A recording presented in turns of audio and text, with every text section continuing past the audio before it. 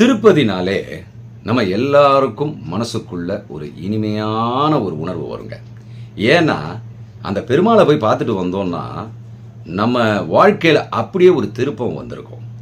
இப்போ இதை எல்லாருமே அனுபவிச்சிருப்போம். நம்ம வாழ்க்கையில் ஏற்படுற திருப்பங்களை நம்ம எல்லாருமே அனுபவிச்சிருப்போம்.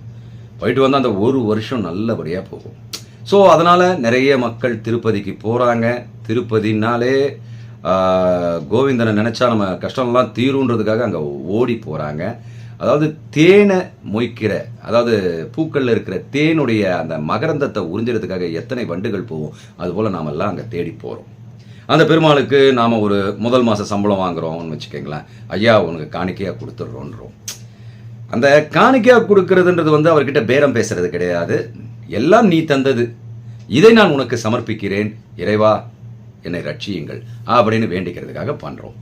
ஸோ இந்த திருப்பதி, அந்த திருப்பதியில் இருக்கிற திருமலை நம்ம எல்லாருக்குமே ஒரு கிரேஸான ஒரு விஷயம் தான் அந்த பாடம். சரி, இப்போ எனக்கு கிடைச்ச விளக்கம் என்னன்னா,